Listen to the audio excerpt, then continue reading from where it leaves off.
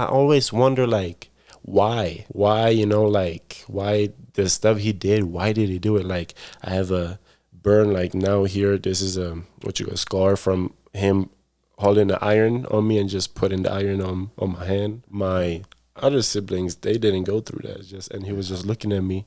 He turned the camera off. He took the screwdriver and he like put it in my chest and just like went down. So that's when they asked the question, if it was wrong, I told them, and a couple of days later, basically, she picked me up at the spot where she used to give me the snack, and we went to the social workers. It's mostly white people in Czech, right? So when I went to get my haircuts, it's not the best. It's not the best. They cut them like really good, with their hair because they were white. Because she did my lineup. It was crooked, and then it was like she did like cat ears. So it's not like box, but she had like cat. Like it was horrible. And then the fade that. What's up, guys? Welcome back to another episode of C-Rod's Tell Me a Story podcast. I'm your host, C-Rod. Let me tell you a story. Today's story sheds light on a common yet heartbreaking issue faced by many families worldwide: the presence of an abusive step-parent. In a society where 42 to 52% of all marriages end in divorce, modern families often consist of individuals from different backgrounds coming together after the dissolution of a previous relationship. While many of these families live together harmoniously, there are instances where a parent can find themselves trapped in an abusive relationship. It is crucial to recognize in such situations the abuse extends beyond the parent to impact their children. Whether a parent adopts a strict approach or replicates patterns from their own upbringing, there is never justification for inflicting harm on a child. A fundamental role of parenthood is to nurture the self-esteem of children, empowering them to utilize the skills provided to have a successful future. Emotional and physical abuse only undermines this crucial process. Our story today will follow the journey of our MC, who was born in the Czech Republic before relocating to Florida, where his mother would meet his stepfather. However, his time in Florida will be marred by the abusive behavior of his stepfather towards his mother, resulting in his arrest and subsequent deportation. This traumatic experience would lead our MC back to the Czech Republic, where the abuse from his stepfather would eventually grow so bad he would have to live with his grandparents. There, he would go to military school, make friends, and live a normal teenager life. However, being of Jamaican descent and a prominently white community presented a unique challenge. Finding someone who could cut his hair became a persistent struggle. Faced after disappointment, he decided to take matters into his own hand. He began to learn the art of cutting hair through online tutorials. Determined and resilient, he honed his skills through self-teaching and eventually became the go-to barber at his military school. His passion and talent for barbering blossomed, eventually leading his way to a successful career in the industry. Today we are privileged to feature the inspiring story of Conroy Garcia, known as CG the Barber. All right, back at you with another episode of C-Rod's Tell Me a Story podcast.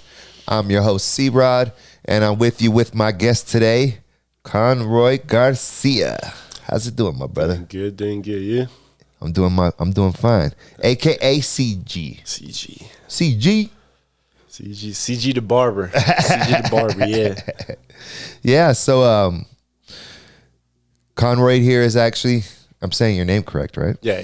Conroy here is actually our producer's barber. And he's very young, but in his life, I would say he has been more places than 80% of all people. You've been a lot of places, huh? Yeah. I mean, I've been in a lot of places where I lived, and then I've been, some places just to travel. Oh, traveling too. I just heard about where you live, so. Yeah. You got Conroy cuts hair. He's a barber. There's a lot of barbers out nowadays, so. There is. There's a lot of barbers now. There is a lot of barbers. Not a lot of, I would say, everybody wants to be a barber, or like a lot of people now want to be a barber, but because you can make good money, right? Yeah. But not a lot of people got the passion for it. Or good You know at what it I mean? either. Yeah. You get your hair messed up Get quick. your hair fucked. I'm sorry about it. You can though. It's true. Yeah. It's true. You could talk how you want. I could edit it, or we could do whatever. It's no big deal. Okay. But yeah, so anyways, you know how you cut hair, you get to talking. Our producer, he's known him for a long time, got to talking to him, got to hearing his story. And you know how we do here at C-Rod's Tell Me a Story podcast? We sit down, we listen to people's stories, and we see how everybody has a story. Everybody's life is different, and everybody's life is the same in many ways. Mm-hmm. So that's why we want to listen to everybody, and the only way that we could truly understand everybody and truly understand one another and get along, it's if we stop and we listen to each other. Correct? Correct. All right. So with that being said, we'll jump right into our today's story. Where are you from, my brother? Why don't you go ahead and tell us? So I'm from Czech Republic. I'm half Czech, half Jamaican. I was born in Czech, and then I lived in Jamaica first, basically. I was born in Czech, but then we flew to Jamaica for a little bit. Then we moved to Florida, and we lived in West Palm Beach. And over there, my mom basically met my stepdad now. He's Mexican, so my siblings, you know, I'm going to talk about after, they Mexican. Mm-hmm. But yeah, in the U.S., my brother was born there in West Palm Beach, and lived there for 4 years. Yeah, around 4 years, 3 to 4 years, something like that. Yeah. And then, yeah, my mom. How was it? I know my stepdad. He got, I think, arrested for, I don't know what exactly. If it was that he was getting deported, or this is what I always got in my mind. Like, I remember seeing this as a kid, but I don't know if it's that situation when he got locked up. Yeah. And I remember as a kid, I just woke up, and my mom was just in the living room. I woke up. My brother was sleeping in the room. There was a small hole in the door, and I just saw my stepdad getting locked up, and my mom like with a bruised wrist. Oh. So, yeah, I don't know if that's the situation when he got locked up, and then we moved to Mexico. Oh. We moved to Czech for a little bit. He went to Mexico. He got deported. And then we moved to Mexico. So you and your mom and your siblings? Me, my mom, and my brother. Y'all moved to my brother. We moved to Czech for a little bit, and then we lived. Deported. Then we lived in Mexico. Oh, and then she went back with him to Mexico. Yeah. So that's have you ever met another person who is half Jamaican, half Czech in your life? Yeah. No way. Yeah, I did back in Czech. Were you surprised? Yeah, it felt good though. It felt good. Not gonna lie, It felt really good because I was like, damn, somebody like me, you know. And we actually good friends. Like, she's my friend, and she got a brother, so I was cutting his hair, you know. Yeah, so it was cool. So cool. Are there Jamaican people in Czech? I guess. No, so it was, I guess, you know, random. I don't know if their dad met their mom in Jamaica or in Czech. I don't know how that was, but their dad is Jamaican. Like, my dad is Jamaican, but I don't know my dad. Oh, I don't know my dad. They know their dad, so that was good. That was cool, you know, kind of hearing stories from them, you know, about their dad, how they were in Jamaica and all that, even before I even went to Jamaica. Because when I was in Jamaica the first time, I was a kid. I was a baby. So I don't remember anything from that. But you went back again? Yeah, I went back to Jamaica as again. An adult. Yeah, before I came here to the U.S. now. Did you ever meet your dad, or you never? No. I don't know my dad. I want to find him. I want to find my dad. I want to find my whole, you know, Jamaican family, because I want to get to know the Jamaican culture. You know, like, I feel like that's because I was always different when I was a kid. You know, in Czech is mostly a white country, so it was always always getting picked on. You know, for now I'm light. now I'm light, but when I was a kid, I was darker. You know, I was darker. Yeah. I can get really dark. Like now, Playing I'm outside and yes. stuff as a kid. Hey, Colorado's doing me wrong. I need to go to warmer places. But yeah, I was always picked on. But it was started. You know, when I was a kid, it was like dark chocolate. But you know, as a kid, you know, it hurts a little. But then it started getting more mean. You know, more mean and like nigger. My bad, you know, but like the hard ER, you know, monkey, slave, and all this types. Yeah. Like fuck the like. It's probably way more. So, I've lived a lot of places in America, and places that are more predominantly one race. Yeah. Tend to be more racist towards another race, Yeah, whether yeah, it's white or black. Yeah. If like so over there, it's predominantly white. So it was probably, I bet you, the racist was way more open than it is here in America. It was probably rough, wasn't it?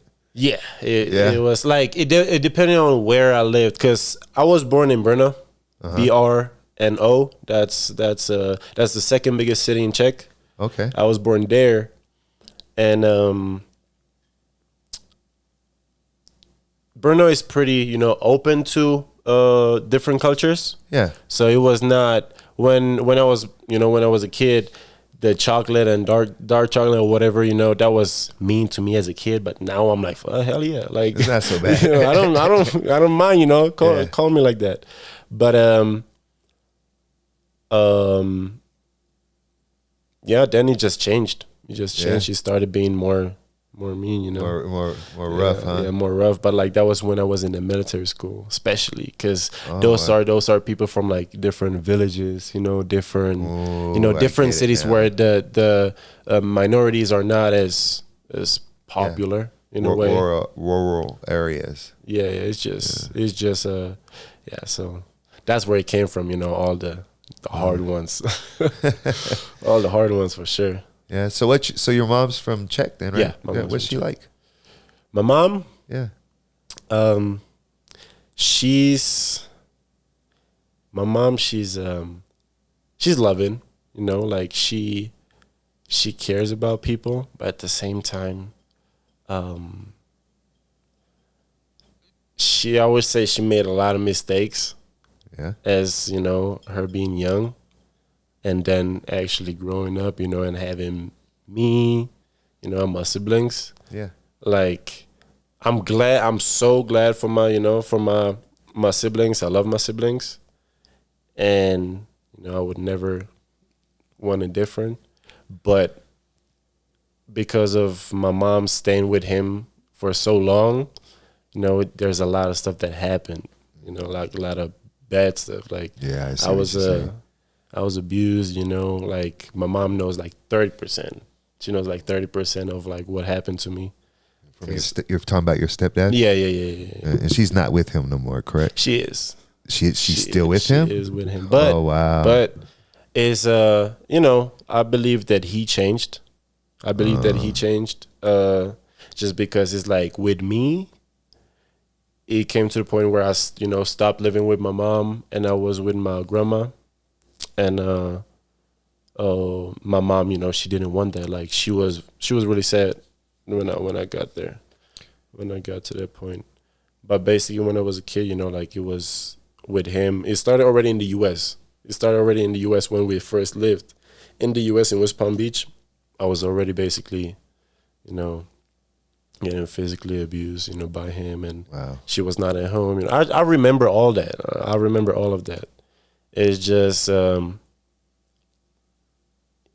don't know. I always wonder, like, why, you know, like, why the stuff he did, why did he do it? Like, I have a burn, like, now here, this is a scar from him holding the iron on me and just putting the iron on my hand. He held an iron on your hand? Yeah, like, with a screwdriver here, a knife, you know. Oh, there's a bunch of stuff like I got for like scars from him, but it's just like I always wondered why he did the stuff that he did. Yeah. Like I never did anything to him. You know, as a kid, I always listened because I was scared. Yeah. So there was no reason for him to even do anything. You know what I mean? So it's like my other siblings, they didn't go through that. I was the one that was getting abused. My brother, my younger brother, like right after me, he still, you know, got his hair pulled, you know, but like nothing too much, you know. Were you his only step? I'm his only stepson. So it's like I always had to, you know, make sure that my siblings are, you know,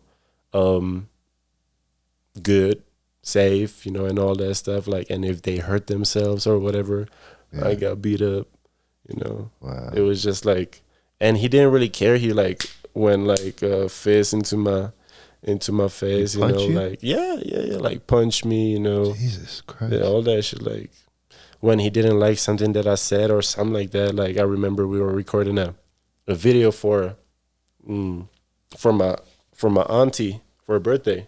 Yeah. I think it was for her birthday, and I just didn't know what to say. You know, like I said happy birthday, blah blah blah. And then I was just confused, like, what you want me to say, you know? So I was just, and he was just looking at me. He turned the camera off. He took the screwdriver and he like put it in my chest and just like went down. So that's the fuck. Yeah. I was like, what? Like it hurt. It hurt. I remember that.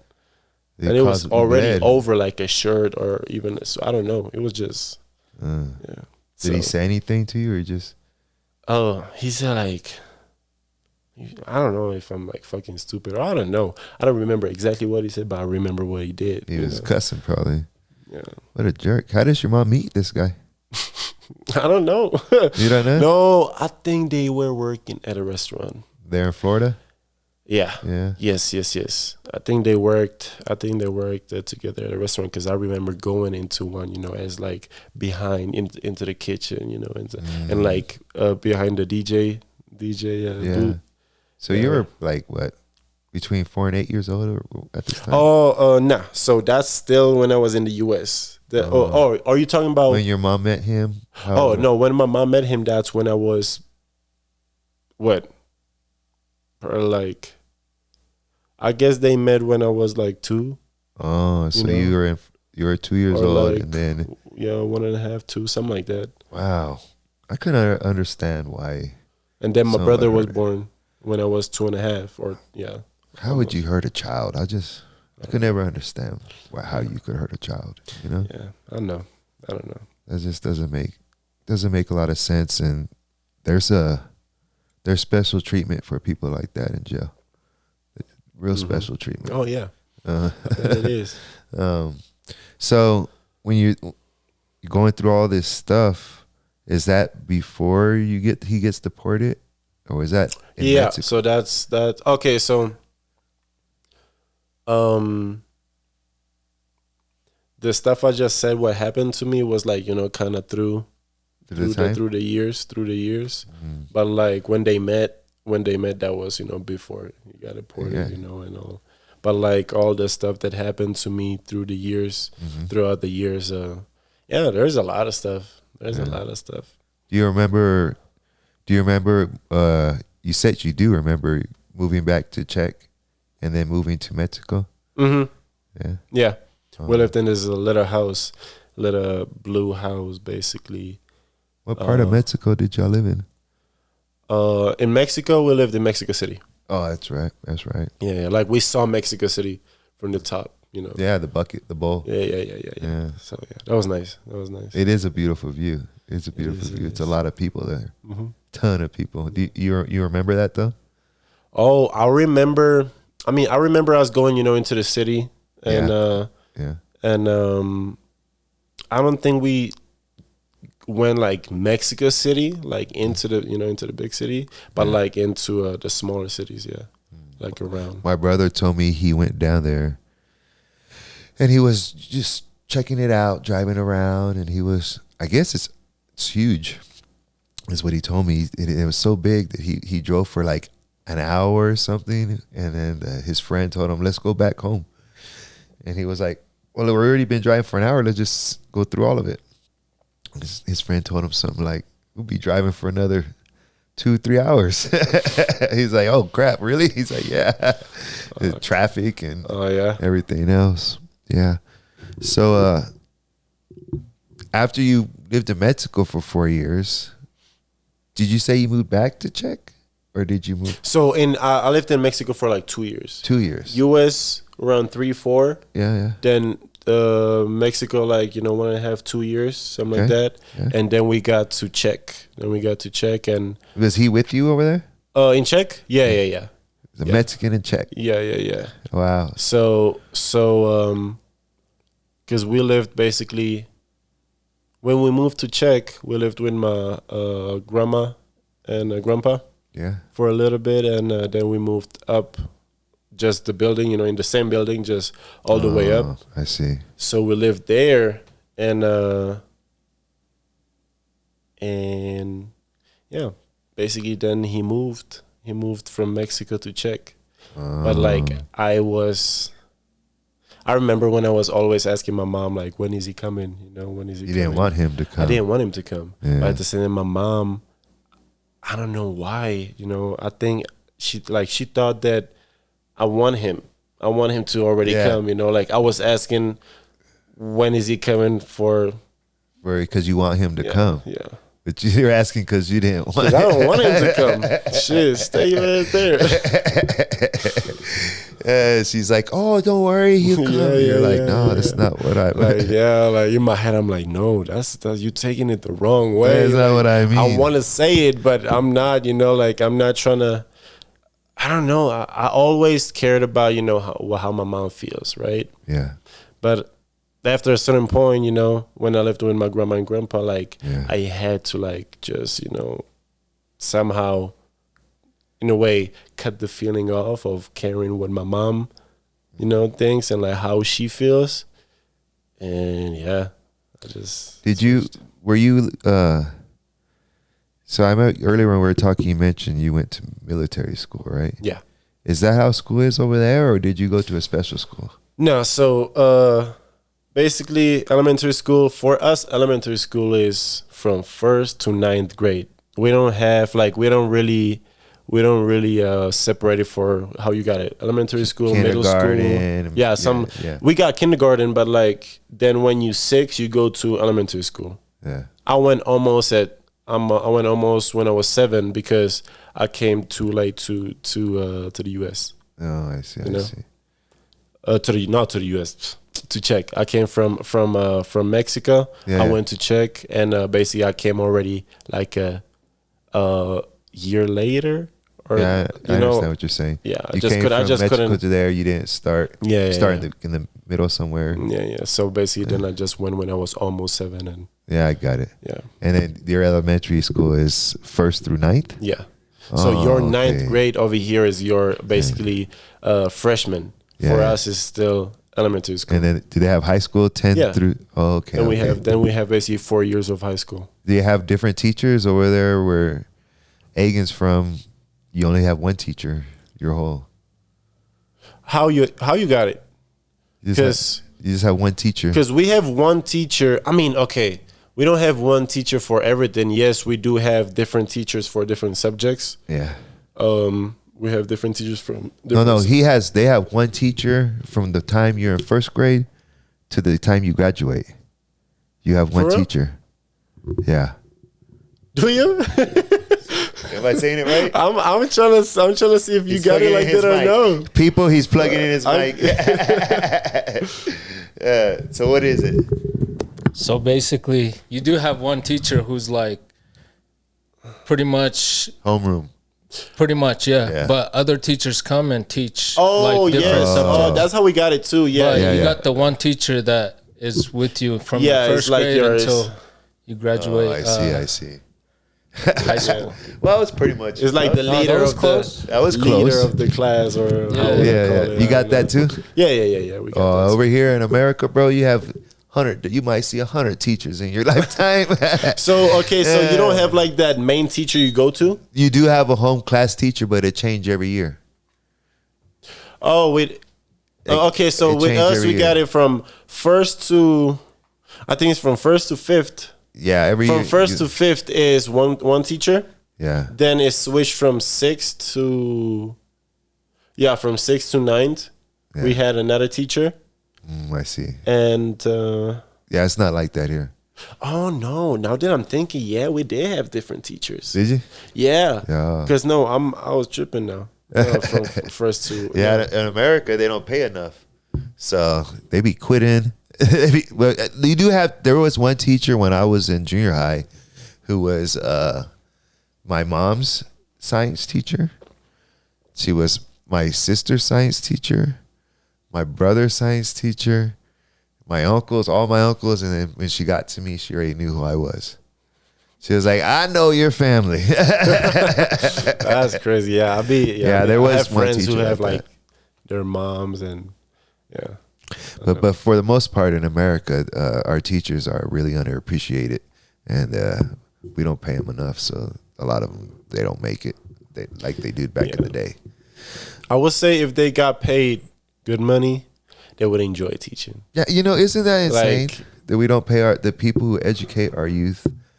You know who we pay in America? You know who we pay millions of dollars to? Who? People who dress up and make believe. Oh yeah. That's who makes the most money in America, or people who throw balls at each other. You know who we don't pay shit? We don't pay our nurses, our freaking school teachers, our construction workers, our people, the people who we need. Yeah. We don't pay them shit. And the people who It sucks though. that sucks, right? Isn't that weird? I've always wondered, like, sucks. why is that? It depends. Firefighters don't get. Why don't we have? Why aren't we Firefighters get underpaid, and underpaid? even Police officers, even police officers though. underpaid. Like, not gonna lie, like I'm not gonna say that like I love police. No, but they're underpaid. But they are underpaid though. Yeah. So when I was younger, I really hated it. I grew up, and it was. Remember you talked about racism? Yeah. So in the 90s, the early 90s, boy, and that racism was bad here. Now it was bad. You would get seen, and there wasn't cameras and phones and officers with body cams, and they do whatever they wanted to. So Yeah, I really, you got me. You got me. yeah. So I really hated them. But now that I'm older, I understand that as a police officer, you're required to do way too much. They want you to deal with, you want you to babysit.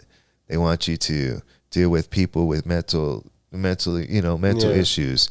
They want you to get cats out of trees. They want you, instead of having them focus on one thing. So in order to deal with all those things, it takes a certain type of person. Where we fail is we put people who aren't able to deal with all of that pressure and all that. They turn into like jerks. You know what I mean? They turn into jerks. They get power trips. I looked the other day and there was a police officer, 350 pounds. And I thought, if I'm a crook, I'm getting away from him. Right? Yeah. Or he's going to shoot somebody. If somebody attacks him, you think he's going to fight him? You think he's going to be able to wrestle him down? Yeah, he's going to shoot that guy. So it's just that we fail to put the right people in the right jobs. Yeah. There's a tool for every job. You don't try to, hit a screw in with the hammer, right? And you don't screw a nail. Yeah. So I wonder how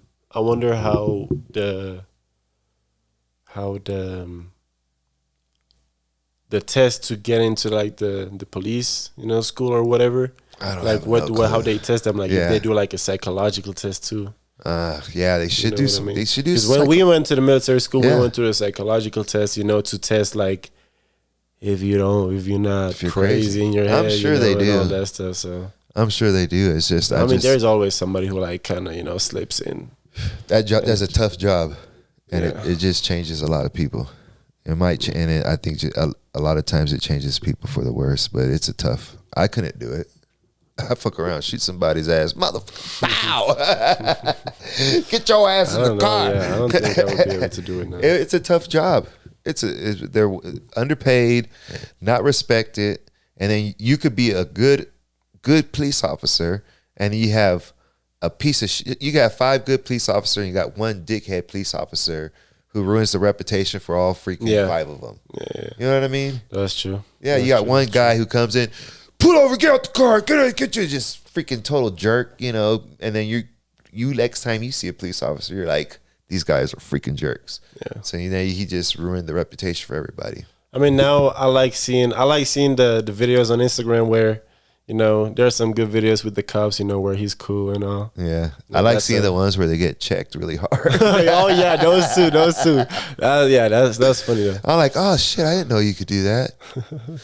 Like, let me tell you stuff they used to do. Like, when I was a kid, there was a time where I was in school, and we went behind the school and we smoked a joint, right? And then I went into my class. Well, a couple of the kids that I got with, now I was just with them. It wasn't my weed. I didn't have no weed on me. I hit the joint. I did hit the joint, right? So a couple of the kids that I was with got caught high or whatever, right? So they told, you know, who was with you. So they bring me in there. Wow. And I sat down, and the police officer asked me, where's the weed? And I went, what weed? And I wasn't being a smart ass. I didn't have no fucking weed. I didn't, you know, I didn't even know what they were doing. You know what I mean? I was just like, hey guys, I hit the joint and I left. And the guy said, okay, handcuffed me, charged me for possession of marijuana. I got a possession of marijuana charge. So this stuff when it happened nowadays, like there's too many, there would have been cams, there's too many, to kind of make you. It's harder for them to do. It's harder for them to protect the. Yeah. So then I go to court, right? So then I get locked up. I go to juvenile hall. I'm in juvenile hall for it's how old are you? At this time, I was like 12, right? So I go to juvenile hall. I'm in juvenile hall for like 14 days before they go to court. So they sit you down in court, and when they bring you to court, they stick you in a jury box. You know, at the jury box. So they line you up and they sit you in this jury box, and you're all chained together, and they sent down a paper. And now that I'm older and I went through the system a little bit later on, I know what they were doing now, but then I didn't know what was going on.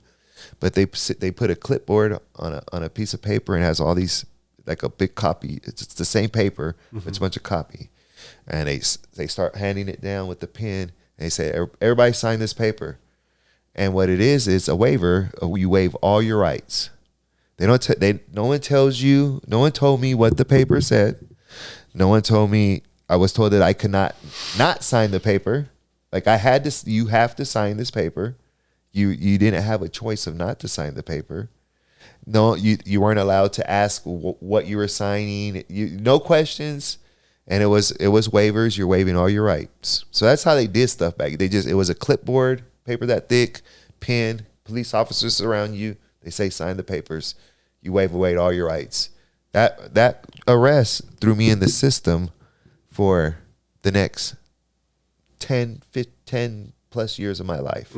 Because I got probation, start violating probation, but because of that arrest, I got arrested. I didn't have no weed on me. I didn't have no drugs on me. And I was forced to sign away my rights. And when they did that to me, there was a group of 25 of us in that room. So everybody signed it. Yeah, everybody signed it. You know, so think about it. That's when I was growing up. You know, I'm 42 years old, and so I'm pretty old.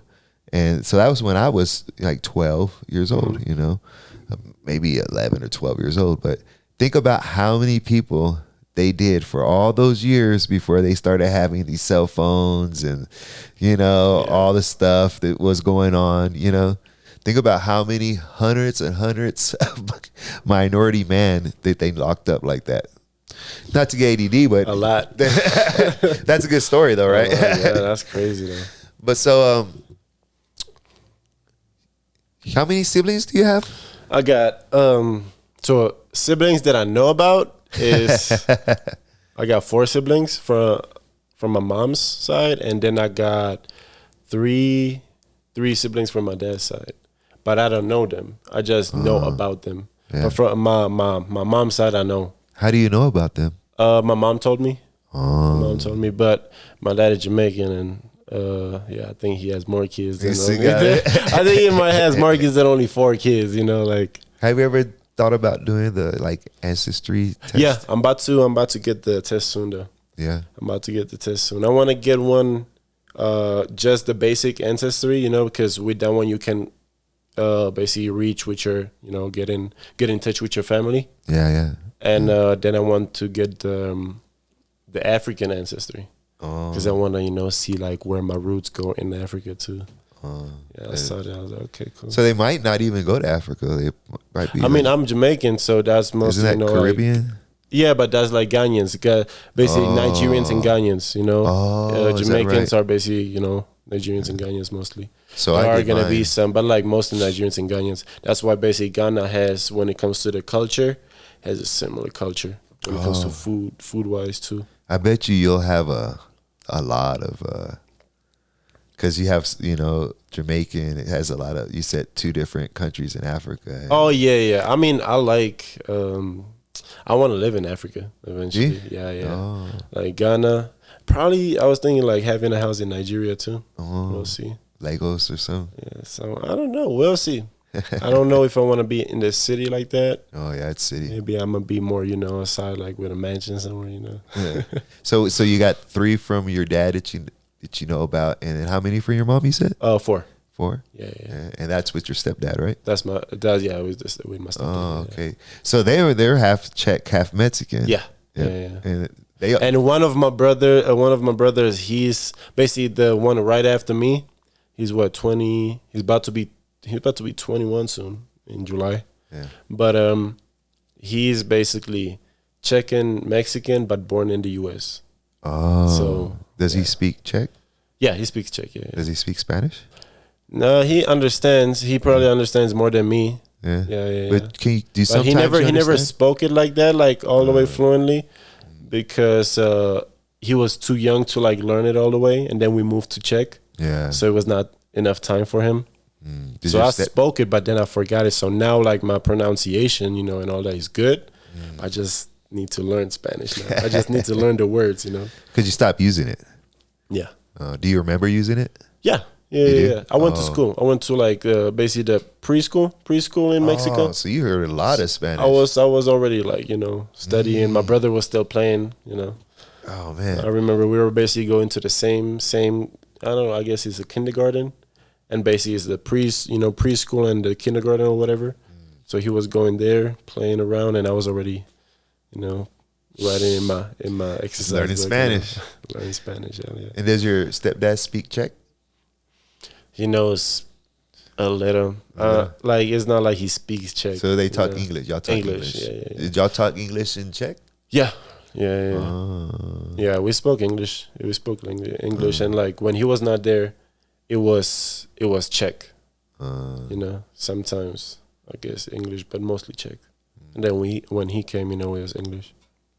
That's crazy, right? Hearing 2 languages all the time. Yeah, I mean, it's good though. Did he talk Spanish to y'all? No, that's the one thing. If he did, I would never forget. Yeah. If he spoke Spanish the whole time to us, which he could, because he was still you know, he's a English and Spanish teacher. Oh, is he? You know, really? He teaches. He does classes. Yeah. So it's like he could have kept us in Spanish, you know, or at least me, because I mean, I don't know if he was doing it because he didn't want to keep the Spanish in me. I don't know. Honestly, it's basically only me. I knew Spanish, like from the kids. Yeah. You know, I knew Spanish. So I guess maybe because all that shit was happening, you know, when he was abusing me and all that, he was just not, you know. He had I don't know. Does he still act like that with you? No. He would not. He would not do anything to me now. No, I mean, you're like, I'll fuck his ass up. Yeah. But I mean, almost fought. Like, I was ready. Does he act different? Does he still treat you different? Is what now. So I don't know. I don't know if he like thinks about it, you know, normally, and like regrets it, or I don't know. I honestly don't know what's going on in his head. If he ever thinks about it, you know, if he regrets what he did, you know, I don't know. But he doesn't, you know, he tries to be cool with me. So I guess he does want to be okay with me, you know, on good terms.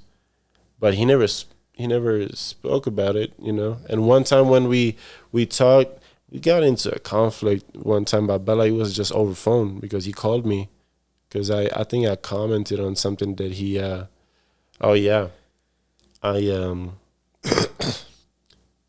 I commented on a post he posted on his IG, and it was a post with, it was Father's Day. It was Father's Day, and he posted a picture with my siblings.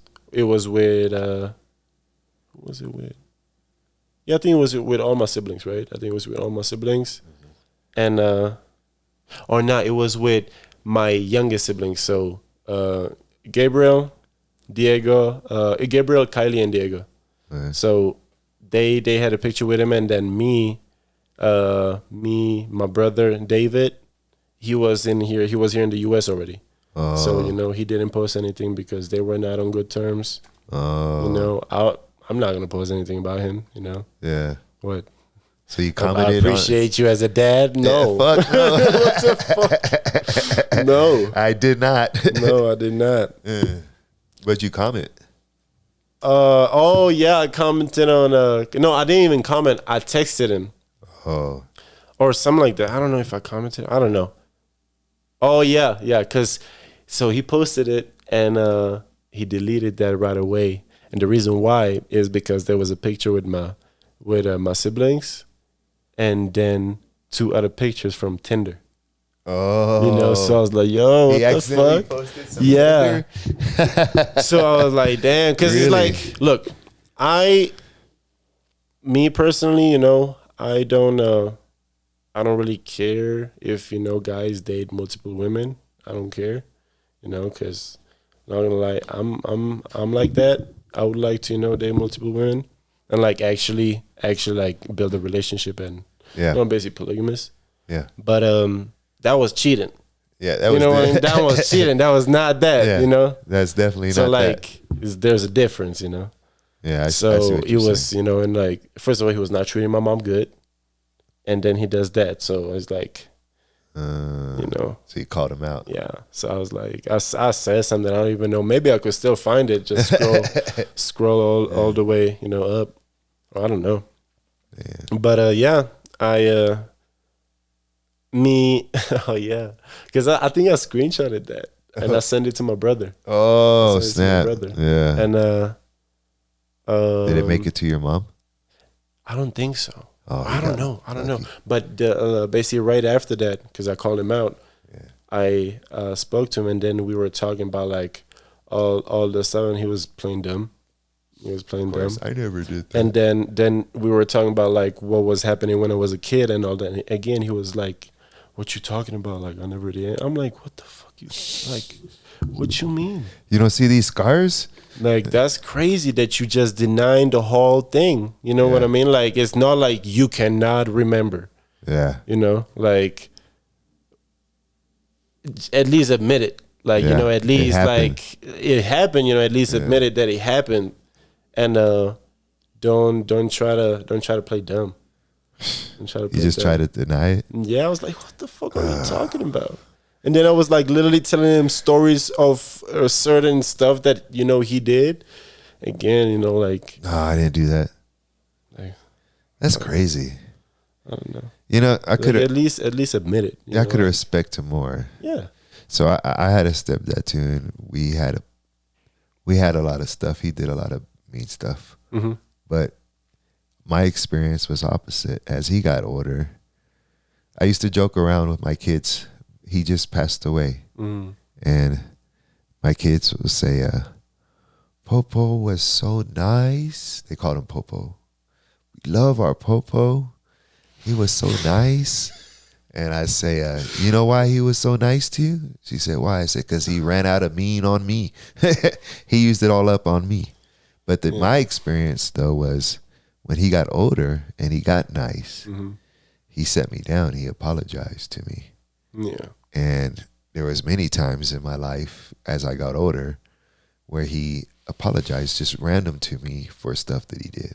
Yeah. Like he would bring stuff up that I didn't even remember. Yeah. You know, he'd be like, hey, do you remember I did this, and I'm sorry, and I didn't mean it, and it was hard. He would explain it to me, and I'd be like, "What the fuck are you talking about?" Yeah, I guess. Yeah. Like, I mean, I'm 23, so I'm pretty sure you were older when he was saying all that. Yeah, I was older, yeah. But I'm just saying, didn't get to that point. maybe you ain't got to that point. I'm still waiting for that point, But my point is that you can respect somebody more. Yeah. Like you can respect somebody more, and you're able to forgive somebody more when they're able to, like he did, come to me and admit it, than like what your stepfather did. Yeah. To deny it. To me, that's. Do you see what I'm saying? No, yeah, no. So, how did you get up in military school? So, when I was 10, I think it was 10. Yeah, I think I was about to be 10, or I was 10 already. I think I was about to be 10. I played hockey. So I in 5th grade I went to a hockey school, and I started playing for the team, at the school. Yeah. And basically we were playing games, we had tournaments, we had games, and my grandpa and my grandma, basically my grandpa was paying for my hockey because it was pretty expensive. Hockey is a pretty expensive sport, having all the gear, and like buying new skates, buying new hockey sticks, everything for the sport. So it's like, because I started going to hockey, or my grandpa, he got me skates. He got me skates, rollerblades, and he got me skates, ice skates. And I started playing hockey when I was 7, and he started paying it, And when you're smaller, the stuff is cheaper. Yeah. But then when I got bigger, started getting more expensive. The leagues, the leagues we were playing in, it was getting more and more expensive. Yeah. And then when I was 10, I went to the other school, or almost 10, I went to the other school. And one time we had a hockey game in Czech, that's the city, Havlíčkův Brod. And after the game, they basically asked me what's going on, right? Because they knew something's going on at home. They were noticing, some stuff for me. I think even like bruises and stuff. Oh. So they wait. Let me have my. Who asked you, your grandpa or the league? My grandma and grandpa. Oh. And because we went for lunch, we had a steak. Yeah. I had a steak, mushroom sauce, and roasted potatoes. You still remember what you ate? Yeah, because that's my favorite. Like when it comes to steak, that's the favorite way how I like it. So yeah. Yeah. So then what happened? So they asked me. I told them. I kind of like, I guess, broke down or whatever. Yeah. And I told them. I told them what was going on. And I think like a couple of days after that, my grandma, because she used to stop by the tram stop where I was getting off to go to school, because I started going to the hockey school. Yeah. So I had to start using train and then a tram to get to the school. And she always used to wait by my school basically. And she used to give me a snack, what you call it when you have like a midday snack? Yeah. Lunch. So she used to give me like a sandwich, lunch. Yeah, like a lunch, because then we had lunch. Yeah, I got you. It's like a snack and then you have lunch. Yeah. So she used Brunch. to give me in a way, yeah. So she used to give me that. And one time she told me that, I'm not even going. She still had food for me because I never really used to get food to school because we didn't have food. Like we were broke, there was not much money there. So I used to sometimes not eat at school and not eat at home something. Something just because there had to be something at least for the kids, But like when I went to school, sometimes I didn't have anything, Sometimes it was just like bread with butter. I'm not saying that that's, but like It's not a lot. Sometimes it's not a lot, you know. Yeah. Like, so, I don't know. So you're hungry. So, yeah, that was that. But then she started, because she started noticing that I don't eat. My grandma, she started noticing that I don't eat, so she started bringing me from. Was it just you that wasn't eat, or just your whole family in general? That wasn't eating. Yeah. Oh no, we were broke. So, Yeah. No, it was the whole house. Like the whole house. Yeah. Yeah. Yeah. So you know, she was at least, I guess I appreciate that she was at least taking care of me, you know, because it's not like they were on the best terms, my mom and my grandma, you know, with my grandpa too. So basically, my grandma was at least taking care of me, you know, just like giving me some food and, yeah, to school. But then when they asked the question, you know, if it was wrong, I told them, and a couple of days later, basically, she picked me up at the spot where she used to give me the snack, and we went to the social workers. Went to the social workers, and told them what happened. Then we went to the police, told them what happened, and then I had a game that night, and I was nervous because they told me, the police told me that they're gonna have to send a mail or whatever, I think a mail, to my mom's, right, to my mom's house, and that I'm gonna be taken away, you know, and I'm gonna be taken away because, you know, of the abusing stuff, and you were scared. I thought, because I was, you know, still living with my mom, so I thought I'm gonna be at the house when they're gonna find out, and that something might happen to me after they find out that, you know, I'm going to be going away, you know. So I thought that he's going to, you know, get pissed that I said something, you know. So when I went to the game that night, when we reported all that, I was nervous. I was nervous. And, yeah, I remember the game. I was nervous, but after the game, my grandma came back. I think, yeah, my grandma and grandpa, they came back. I think they left for a little bit. Or I think they called them, actually. They didn't leave. They called them that I'm able to go home with them and I don't need to go back to my... You're like, hell yeah. It was like, that rock fell off. You were scared because you thought he would read the letter. Yeah. And then when you got home, beyond. Hell yeah. Well, I didn't know when the letter's going to come, but I knew, like, if I go home, I don't know when I'm going to be leaving. You know what I mean? Yeah. So. And so you just went straight with your grandparents? Yeah. And it was hard. It was hard just because, again, how I said, I always cared about how my mom feels. You know, like, you know, her feeling like I don't want her to get hurt. You know, already seen her get hurt because she was getting abused too.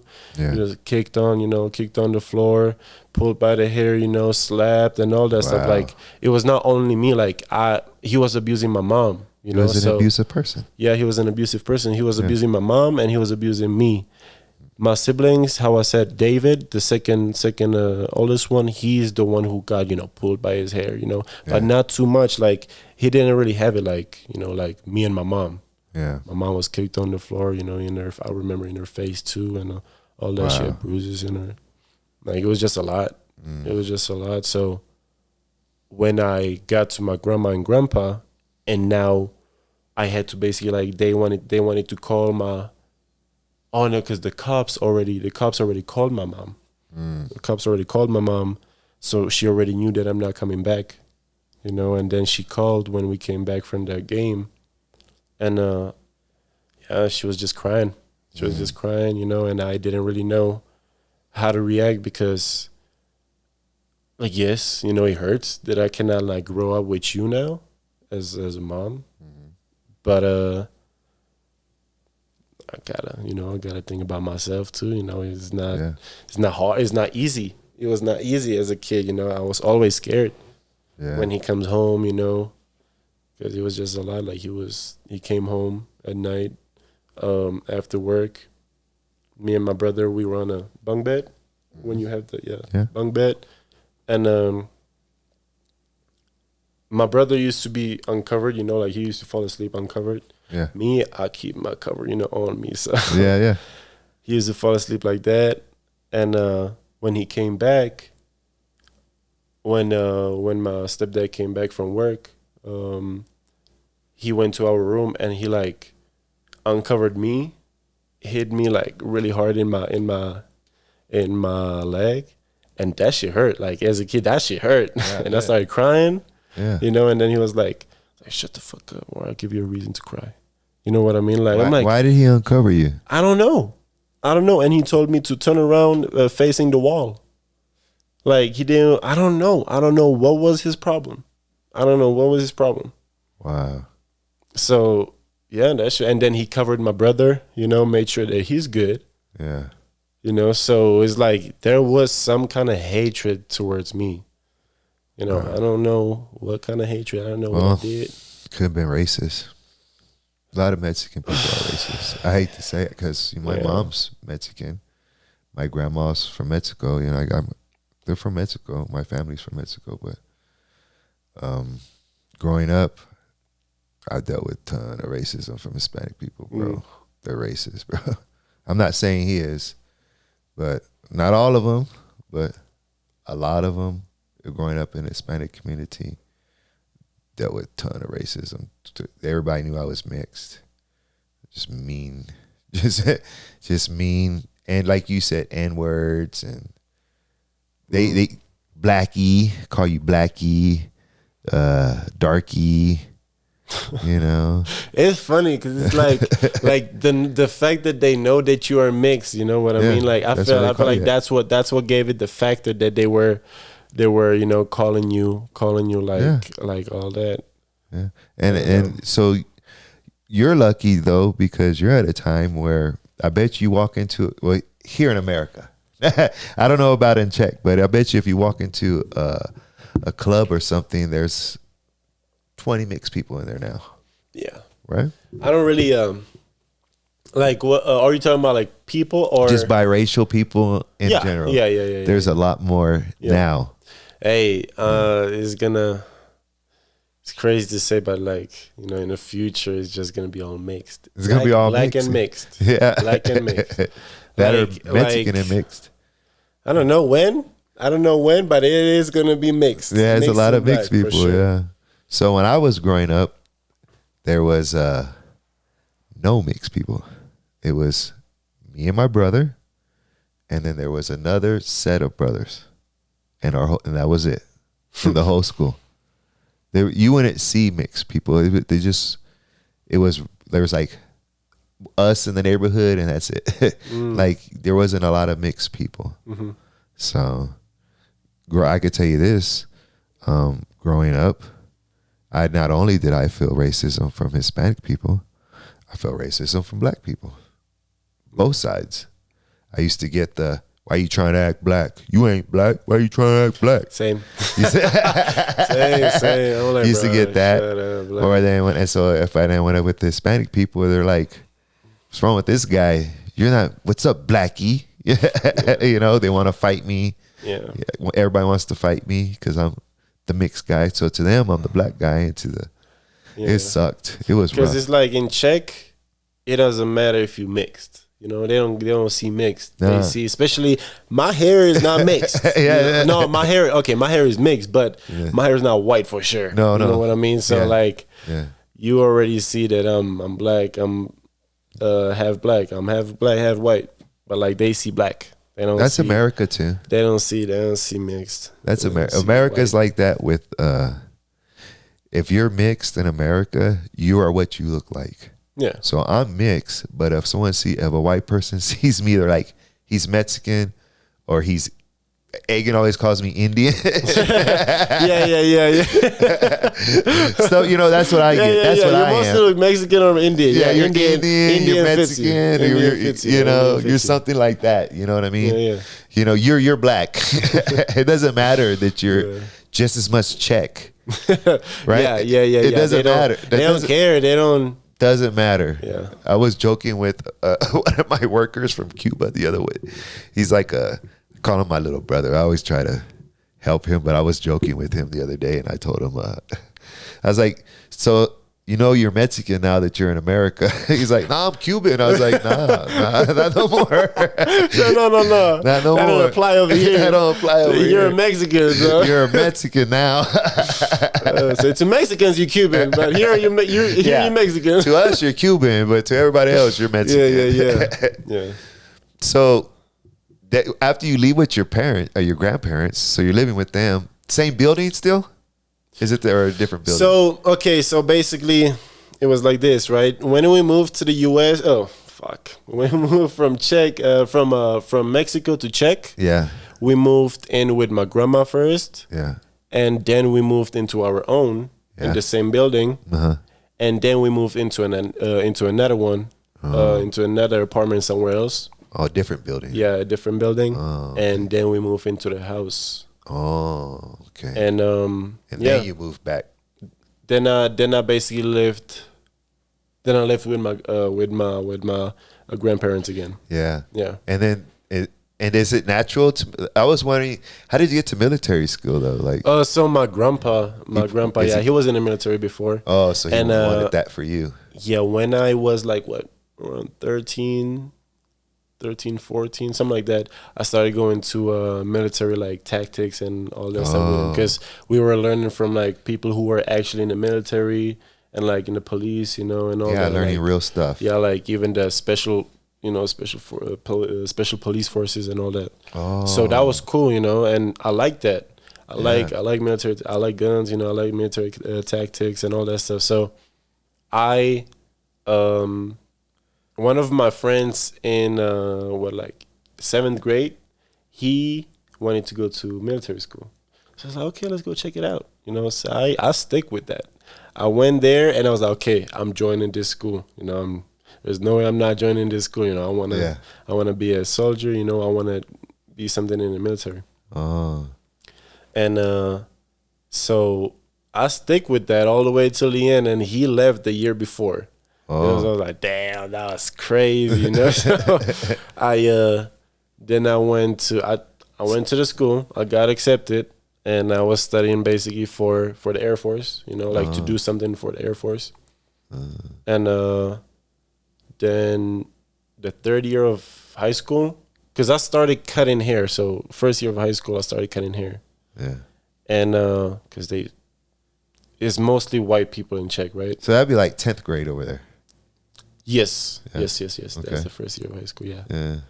So when I went to high school, it's mostly white people in Czech, right? So when I went to get my haircuts, it's not the best. It's not the best. They know how to cut your hair. Not the best. But it was still cool, I still got my haircut somehow, But then I started getting more into like black cuts, like I wanted actually some kind of good fade, I saw the lineup, my bad. I saw the lineup with fades. And so I wanted that. So I found a picture of it. And my best friend from Czech and his brother, we went to get a haircut. His mom took us to this hairdresser, and she there were like 2 or 3 hairdressers, and they cut them like really good, with their hair because they were white, so like they knew how to cut white hair.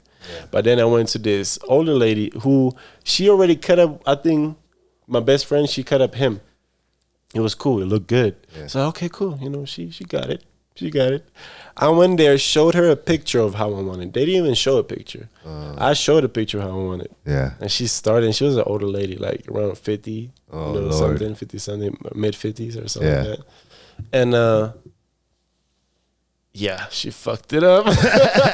Nah, because she did my lineup. It was crooked, and then it was like she did like cat ears. So it's not like box, but she had like cat. Like it was horrible. And then the fade, that you just saw lines in the fade, like no fade at all. That was not. That was She's not never cut a black person's hair before. No, and I showed her like 2 or 3 more times when she was, because I was like seeing it. I was like, hey, I don't look right. I was like, I don't look right at all. So I showed her the picture. Yeah. I showed her the picture like 2 or 3 more times. Yeah. And then when I showed her the last time, because I was like, yo, she's fucking the shit up. So she was like, it cannot be done. I'm like, what you mean it cannot right be here. done? It's right here on the picture. Like somebody did that, It can be done, but you just don't know how. Yeah. And my auntie, I call her my auntie. It's like my best friend's mom, and I known her since first grade, basically. Okay, yeah. So I call her my auntie. And she saw my face, like how disappointed I am. Yeah. So she was just like, yeah, we done. She gave her some money and we left. We went to this other salon where this lady fixed it up a little bit, but still, it was not the best. So then I just got home. I took my grandpa's clippers. I cut it short. I lined myself up. And I sent it to my best friend. I was like, hey, I'm gonna start cutting my own hair. Like she said, she said it cannot be done. No, but yeah. So, by the way, shout out to my best friend Max. Is he still in the Czech? Nah, he's in Czech. Yeah. He's doing his thing though. He's doing his thing. Like when it comes to business, he's getting into that too. Yeah. Does he speak English? He speaks English too. Yeah. Do a lot of people speak English over there? So a lot of people don't speak good English. Like I don't like the Czech accent. I don't have. You do have a little accent. I do have an accent, but not a Czech one. Oh, yeah. A Czech accent is it? I don't like it. How'd you change it? Would you just work on your accent, or how'd you? Oh no, it? I spoke English. English was my first language. Oh, that's that right. was that was Florida. from Florida, from West Palm Beach. So you spoke English this whole time? Yes. Wow. That was my first language. Wow, that was my so first many language. cultures. Then it was Spanish, and then it was Czech. So Czech was the last language I learned, basically. But going from Florida, like South Florida, right? From southern Florida to Mexico, though, probably more like west, West Florida. Well, it's a lot of. Was it that different than Mexico besides the language? Probably like similar, right? Because there's like a lot of Hispanic people. Food. No. It was different. Yeah, it was different for sure. Because we lived like it was by the beach. Oh, okay. We didn't live by the beach like that. We didn't live by the beach no more. We didn't live by the beach. It was different. And like back in the day, I didn't really feel safe there. Nowadays, like the more, because I got Mexican friends. My roommate's Mexican. So I talk to a lot of Mexican people, now, and when I hear from them that now the middle class is getting up, it's getting better, getting way better, the economy there. So now I might go there, I might live there again, or like have a place there to go and, just chill, relax, for a vacation or something. But I don't think I would ever live there. I don't know, because I want to live in Africa and Jamaica and Czech too. Those are my three main places where I want to stay. Where do you want your end home at? The last Africa, yeah. What if you get there and you're like, man, fuck this shit, I'm going back? No. What if it disappoints you? I don't think, because like I have a lot of African friends, like Ghanaian and Nigerian from Czech. So you already know what it's gonna be like. So it's like they've been telling me how it is, It's like one of my Ghanaian friends, he was telling me that like it's really like he compares Europe and Africa, right? Oh, really? And he basically likes Africa more. And I'm comparing the US and Europe, and I like Europe more. You know what I mean? Like to actually live, enjoy your life more, not be stressed out if you're gonna be safe, and healthcare and all that stuff. We got, I always say that, and like some of my friends are like, oh yeah, you talking shit about US? Yes, I'm talking shit about the healthcare, the food, it's different here, It's all about money. It's all about money. In Czech, when you have healthcare and you pay your insurance, something happens to you, they take care of you and they pay you too. You know what I mean? Like they actually take care of you. The healthcare is good. We got good doctors. Czech Republic, actually, Brno, the city where I'm from, we have one of the best medical schools in the world. Oh, okay. So a lot of people go there. A lot of people from Africa, even from the US, from England, like all over the world, they come there and they study, like India, a lot of people. Like I know a lot of foreigners from that medical school. That's where I made my black friends. Oh, I got to go to a medical foreign school. That's where I met the black people. Everyone know, right? Hey, but that was basically. I found this place, had all these foreign people, and they were black. He probably went home. Mama, what's going on, son? I found this place. There's black people there. Oh shit! No, but yeah. It was crazy because like my first, I mean, when I was younger, right, I didn't really know black people. I didn't see a lot of black people around. And if I saw, I was like, oh damn, like somebody closer to me, like different, somebody different like me. You know what I mean? So, when I was 18. Mm-hmm. Around that time, I met my Czech and Jamaican friend, right? Yeah. She was Czech and Jamaican too, and then she invited me to this mixed and black, meet and greet. Mm. So it was a lot, mixed people and black people from Czech and Czech and Slovakia. Oh. Now, before it was Czechoslovakia. People say Czechoslovakia is Czech and Slovakia now. Oh, it basically got separated 1993, January 1st, 1993. You know what? I think I did know that they were at Civil War or something. They had a war. No, we didn't have a Civil War. No, we were occupied. We were occupied by Russia after war. After war, we were occupied by Russia, and they came to 68, and they left. I mean.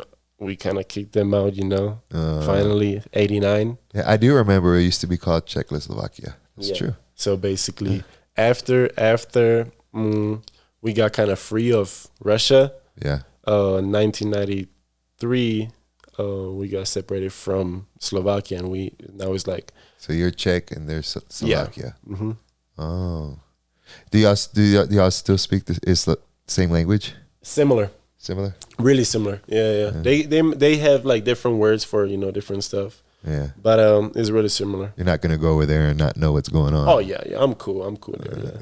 Yeah. We traveled there a lot before when I was a kid, yeah. So when you went to the meet and greet, were you like, what up, brothers? Hey, it was your first time, right? Basically, right? It was crazy because I was excited to finally meet, other black people, mixed and black people. It sounds crazy, but it sounds crazy, but like you for had me, never met. Because like over here in the U.S., some people might know it from different states, different states, they have different.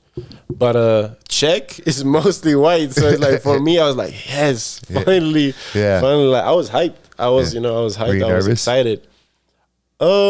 I don't know if I was nervous, but before that, I met this other girl, and she was black, and so I invited her there with me. Oh. So we went there together. But that night, I met my ex now, but like I found my girlfriend there. So the girl who I went there with, I didn't, and like I was not with her. I met this other girl. Wow. And like she was cool. Yeah, so you're just like, wow, black people. Yeah, she was lighter than me though, but like it was just that I knew that she's half black, and we got similar stuff, Yeah, but I'll tell you a crazy one. You know how you said you wanted to find your siblings? Mm-hmm.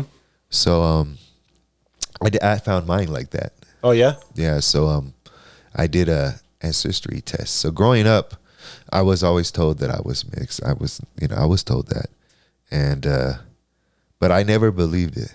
I would look at. I would look at because I would like because he wasn't around a lot, so I didn't kind of lost how he looked and stuff. Yeah, and so I just never believed it, and I would tell my mom. I would say, when you're little and you don't know your dad, you probably did this. I would say, "What's my dad look like?" I would say, "Mom, what's my dad look like?" And she would say, "Go look in the mirror." She would always tell me that. And I'd be like, what the fuck does that mean? Uh-huh. So years later, I take this DNA test, and then it comes back. And, like I said, I always knew I was mixed, but I would look at myself, and then, like, all black people would tell me, you ain't black, you know what I mean? Like everything we talked about earlier, I dealt with. And so I just had all these doubts in my head. And I didn't know if this guy who my mom says is my dad is even my dad, right? Yeah. So I pull up I get my results and I'm reading it. And I'm like, it's like, Spaniard, Nigerian, Congo, like almost every 5 African countries, like That's crazy. Mexico, indigenous, like Megan, how long is my list? It's like this long, you know what I mean? Man, you're a mixture. You're a mixture. I am a mixture. Like, and so I was, I had some European. Yeah, it was a big mixture. That's crazy. And I went, holy shit, I guess she was not lying to me. You know what I mean? So then I started looking at all these Williams. I'm like, who the hell is Williams, you know? And so my dad's last name was Tinsley. Mm-hmm. So I'm seeing all these Williams. I'm like, who the hell are all these Williams? And so I said, I'm going to message one. I messaged one. I said, I just did this DNA test. It says we're related. I'm just trying to figure out how. And he messaged me back, man. No, he doesn't message me back. Maybe 10 minutes later, my phone starts ringing. And I'm like, it's a Georgia number. And I'm like, this is so weird. I'm like telling my wife, like, yo, I'm freaking out. Yo, first I'm so how old were you when you found out? Dude, 39. 39, how old 38. 42, like 2 or 3 years ago this happened. Oh, damn. This just happened. Crazy. That's crazy. Maybe 4 years. It just happened. Yeah. It just happened. And so I'm like, I messaged him. So first, like I said, I've been doubting my whole life that I was biracial, even though I was told I was because the way I look. And I was so much racism and hate and growing up, and I just doubted it. And then so I get there, I'm like, damn, I'm more than biracial. I'm 100 racist, you know. And then so I'm like, holy crap. And then I see all these Williams. I message one, 10 minutes, my phone starts ringing, and I'm like, yo, someone's calling me for Georgia. I tell my wife, and she's like, answer it. And I'm like, I don't know. This is weird. So I answer it, and I go, hello. And she goes, may I talk to Christopher? And so one thing is the only people in my family call me Christopher. Like only people who know me call me, like as a baby, call me Christopher. No one else calls me Christopher. So she goes, can I talk to Christopher? And I was like, Christopher, like who the hell is asking for, you know? So I was like, yes, is speaking. And she says, I've been waiting over 20 years to hear your voice. Who was that? And I was like, what? And I go, well, who is this? And she goes, I'm your aunt. I'm your dad's sister. She said, I've been looking for you for 20 years. And I went, what?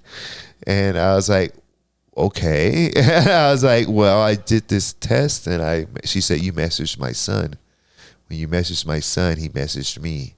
And now I'm calling you because we couldn't find you. Because, see, back in those days, they didn't want biracial. They didn't want biracial. That was like looked down against.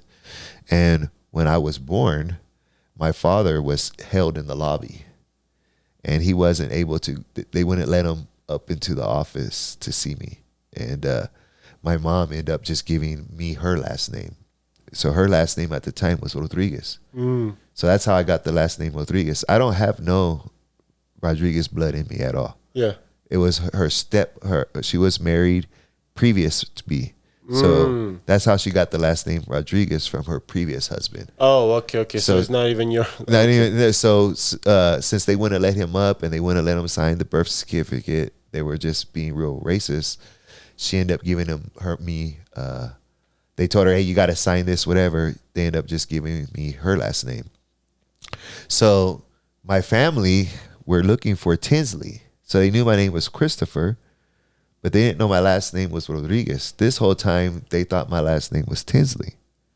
So for them looking for Tinsley, you know, Christopher Tinsley, who it's not me. Yeah. So anyways, she says, I I've been looking for you for 20 years, da da da. And I was like, wow, you know, I was freaked out. And then I was like, so turns out my dad had been dead for a while. He died when I was 16. And so that was kind of a bummer to hear. But so I was like, send me a picture. I don't even remember what he looks like. So he sends me a picture. She sends me a picture. And it's a picture of him like in the 70s. And so I opened up my phone, and this is the first time. This is probably might happen to you. This is the first time that I've ever seen. I'm almost in my 40s at the time, you know. And I open up this picture, man, and I look, and Agan sees my dad before, and it's me in the 70s, which takes me back to the beginning when I was little, and I used to tell my mom what does my dad look like, and she would tell me, go look in the mirror. It's because me and him are identical. He look identical. So like when I seen that picture, it was me in the 70s.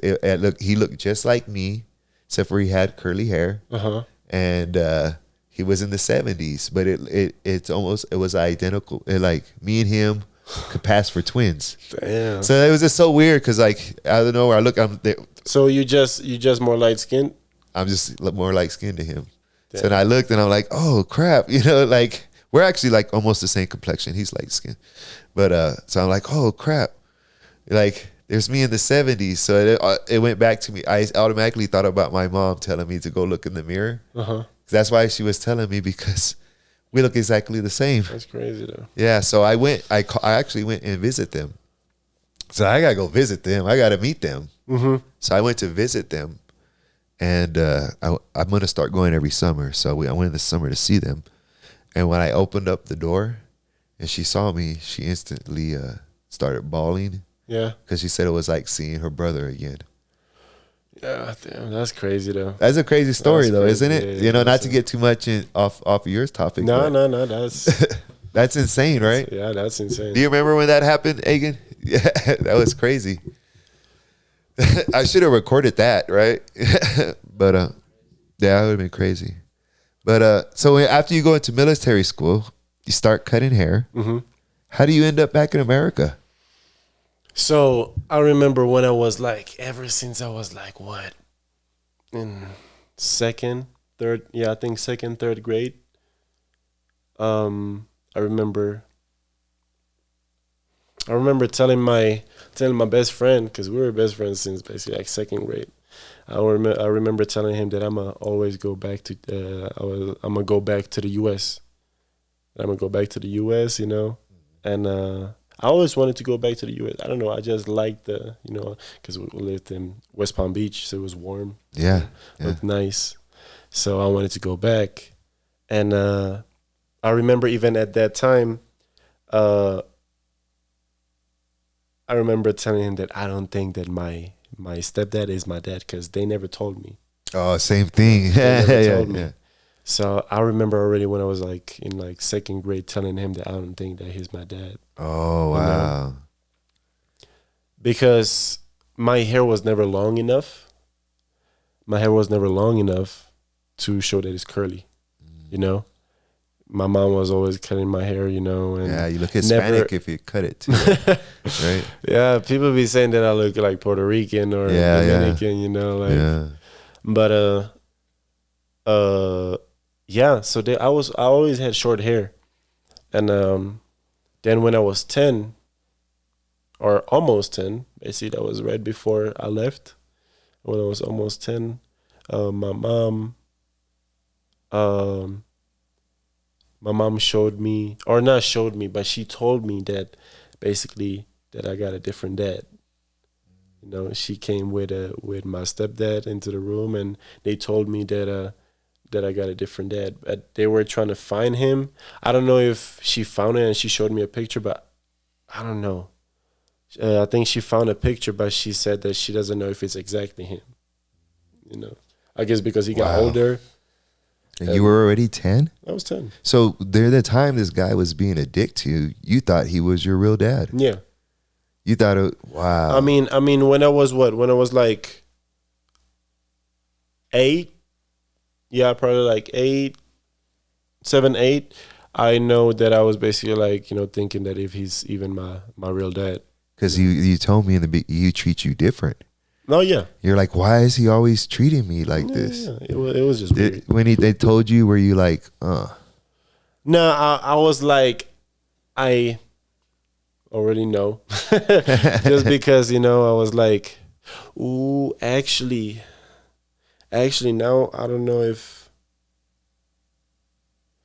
yeah, because I think my grandma told me to. She told me like right before them. But she said that they're gonna tell me for sure. You know what I mean? So I think they were talking about it. But she told me, and she said, you know, she basically was telling me stories. Oh, she told me a story where, because she was in the U.S., she came to visit to West Palm Beach. Yeah. And me, my mom, and my grandma, we went to, no, and I think even my stepdad, we went to a store somewhere to shop. And my grandma told me that we met my dad.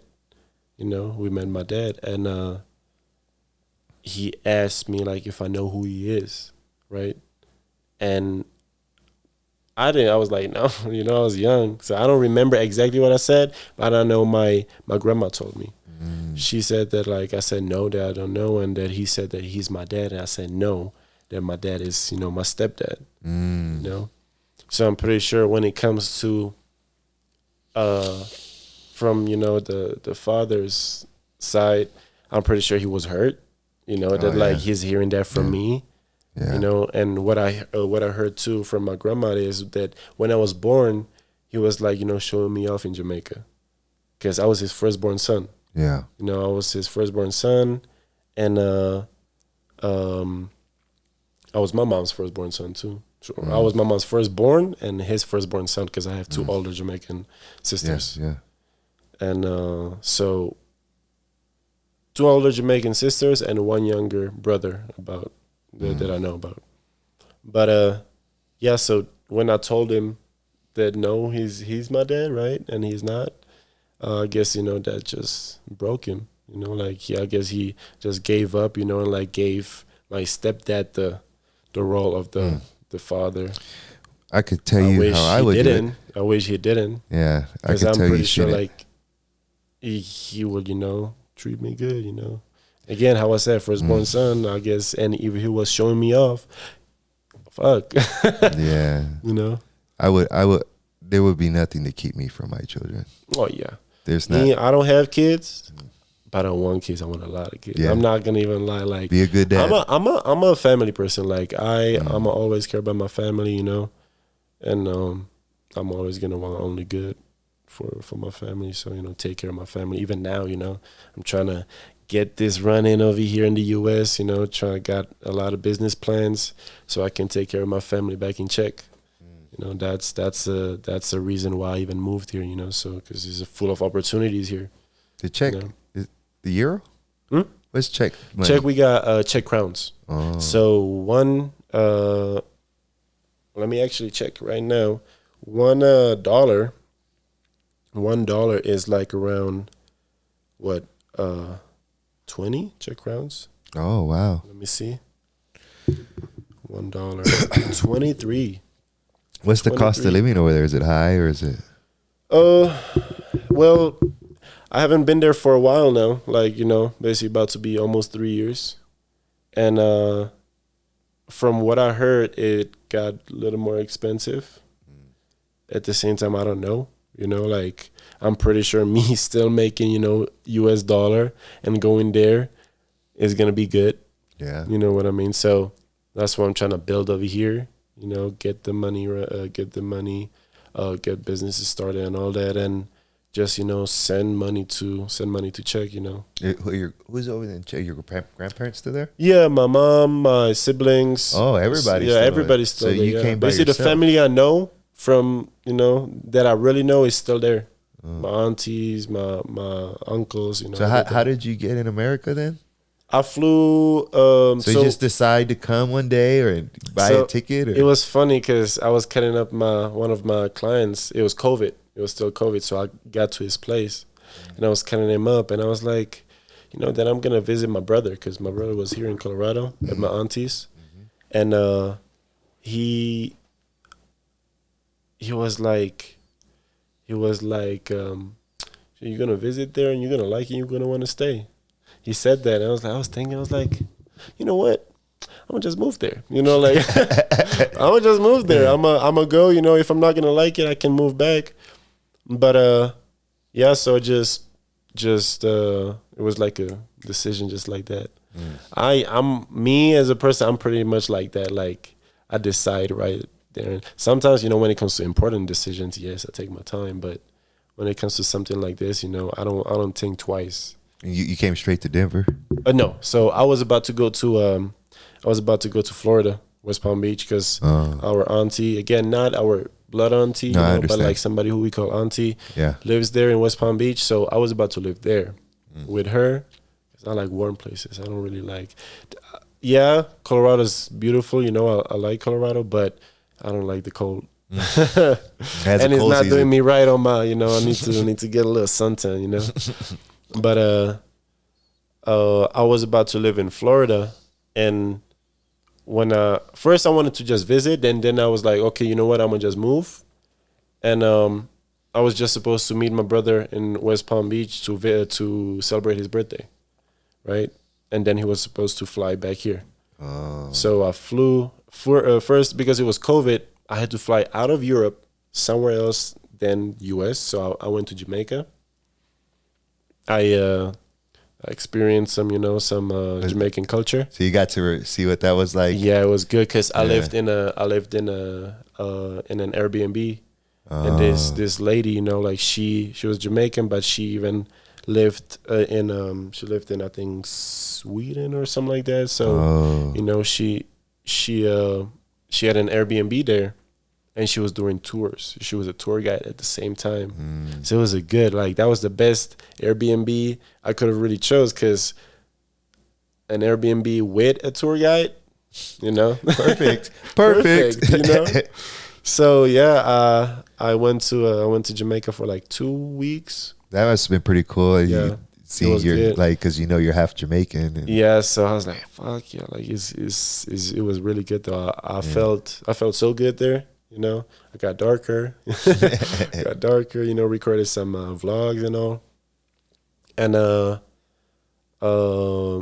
then I got sick. Oh, do you get COVID? No. My dumb ass was drinking faucet water. Oh, in Jamaica? Yeah, so I got sick. Like, it was not good. But at least for the trip, because I went for a trip, and that was good. Like, I enjoyed the trip. You know, I got high at the ganja farm with the owner of the ganja farm. That was good, you know. It was a good tour. It was a good tour. Where do you drink water then? Oh, well, so you go buy bottles, right? So you have to drink bottled water. Well, bottled water, yeah. But like there, I was just drinking, you know, faucet water. You know, I just bought like a syrup to make, you know, if I wanted like a sweeter. I mean, I drink faucet water here. I don't drink faucet water here though. I used to drink. I grew up on water hose water. Back in Czech, I drink faucet water. Yeah. But like here, I don't know. I don't really drink. I don't really trust. In the Czech. You think it's cleaner than America? Oh yeah. Is it really? Food is better, more quality, you know. The water, I'm pretty sure, is more, just because I feel like here there's a lot of shit that, you know, they be putting in the foods and stuff like that. Like now if I'm comparing Colorado, I'm not saying Colorado, I think is good water, you know, just because it's mountain water, but like Michigan. Otherwise, you know, I don't really think, like, in general, like the quality of water and food is not better than in Europe. Really? You know, it's just different. You got different regulations. And if you like, you can see some Instagram videos where like they comparing what they add into the US food and what they add into the European food. It's just different. It's just, you know, How much do they pay per hour in Czech? Depends. I honestly, I don't know now. I'm gonna just say now, I don't know how much they charge, how much they pay an hour. 20, was it drum? You said, what is it called? Crown? Czech crown. So it's like, say it's 20 crown an hour? Oh, no, that would be nothing. That would be nothing. No, they pay at least I'm pretty sure it got up to like 200, 200, yeah, something like that. Around, I would say around 200, because I remember when I was doing jobs around, you know, $80, you know. So that's like $10 an hour in America. Yeah, I would say. Yeah. So y'all might have cleaners. We don't have to work. We make 20, 30, 40, $50 an hour over here. Oh yeah, I mean the pay here is good. Yeah, so I was talking about the pay. The pay here is good. Yeah, I was wondering how the pay was. Is really good though. So, you know, and you get paid, you know, mostly sometimes, you know, weekly. You should save all your money and go buy a house over there. Oh, that's what I'm like. That's why I want to, you know, build businesses and then just get places there. It's gonna be way cheaper. Jamaica, yeah, cheaper. Africa, you know, Ghana and Nigeria is cheap there, and then Czech is gonna be cheap too. Yeah, so it's just gonna be. Hey, I'm gonna get my brother when he lived in Mexico. I used to send him like $50, and he'd be good for it. He said, "I bought groceries and this and that." Like, dude, I just sent you $50. Are you serious? He's like, "Yeah, I ate all month." I was like, "God, on $50, Jesus." It's different though. It's different for sure. Yeah. So you came here, and then you were like, "I'm just gonna start cutting hair." Did you start cutting hair the first minute you got here? So,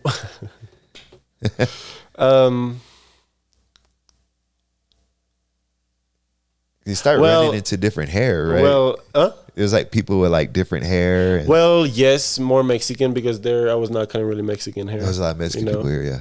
So when it comes to that, yeah, but like, yeah, I started doing a lot of different haircuts over here. Yeah. But I like to learn, you know, like I like to get better. And back in Czech when I started, I was just watching a lot of YouTube videos, you know, learning. And I was just already making money in school, like at the dorms. You know, I had like, once I started really cutting hair, I had like 4 or 6 clients a day, you know. Wow. But that was like in that space where we had a break and we didn't have to do anything, you know, in the military school. So, you know, I had my clients. I started making money. I started getting, you know, new clippers. In high school, right? Yeah, in high school, you know. And I watched more and more videos. I started doing, you know, so you just taught yourself? Yeah, I taught myself, yeah. Who would you practice on, yourself?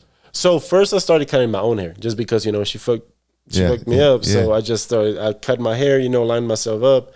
And then I was like, okay, cool, I can do this. You know, I'm gonna do this. I'm gonna cut my own hair now. And I started watching videos, cutting myself. And then my roommates, they saw that I cut my hair because I was cutting my hair at the dorms too. And I started cutting them up, you know, so then I was practicing on them too. And I was practicing on my classmates. And then I was cutting the whole dorms, you know, the whole dorms. Even some lieutenants came to me too. Wow, you know, so that was cool. You know, I was like, okay, cool. You know, I'm the barber here. And sometimes I saw. I remember like sometimes seeing the kids in school coming from outside getting a haircut somewhere else. Fucked up. I was like, bro, should have came over here. Fix that. But I was still not good, but like I was getting better, you know, like my fades were getting cleaner, you know, and all that. But I didn't know how to cut with scissors though. What I was doing was I took the clipper, I took a bigger guard, I put it on that, and when they wanted like, because it was mostly straight hair. Yeah. So I could like cut it shorter, but like go like this with like a little against the grain, but like with the grain, but like this, right? Yeah. So I cut it a little bit, you know, depending on like how much they want it off. I got what you're saying. And you never used? No, I never used scissors. Can you now? Now I do. Yeah, now I do. I love using scissors just because I think it's and we learned that in Europe. Like once I got into the barbershop, that's how we learn. You know, like there's a lot of fades, but then it's a lot of scissors too. It's a lot of scissor work. Over here in the U.S., I realized that there's a lot of fades. You know, over here, like people don't really go for scissors like that. I want to fade it and lines up. You know, like everything with a clipper. You know, everything with a clipper. You know, there are barbers who learn with scissors. You know, and then they actually find out that maybe that suits them better, and you can actually concentrate on a smaller spot. You know, so. That's what I like about it. That, you know, like with a clipper is more like you cannot really go into like one spot. you know. With the scissors or thinning shears, you know, you can. So that's what I like about it. And it's just, I don't know. It's just, you know, if you cut in the top already, you should learn how to. You should learn how to like. If you're a barber, you should learn how to cut with scissors. Yeah, cut with scissors. You know. Did you remember your first haircut? Were you nervous? Were you like someone like was it your roommate like, hey, cut my hair? Or were you like, sure? No, I think I was like, yeah, confident? like bet, like let's go. You know, like I'm gonna get you right.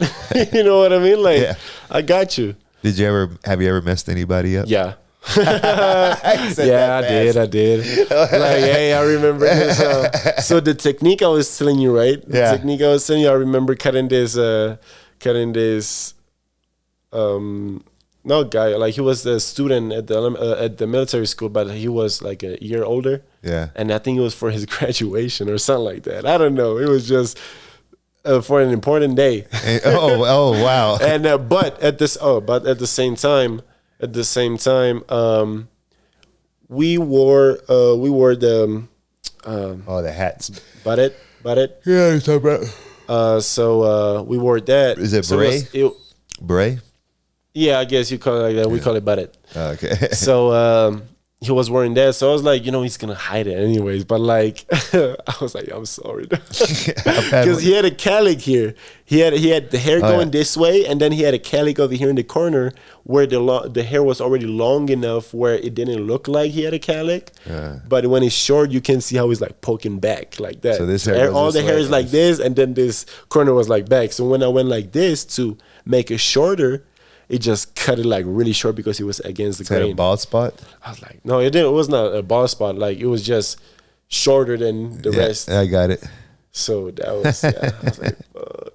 But like, I'm pretty sure, you know, I don't know, like my best friend back in Czech, I was practicing on him too. I was kind of outside on the garden, you know, then like in the living room or bathroom or whatever, you know. Wherever I could, you know, I just cut hair. Cutting it. Yeah.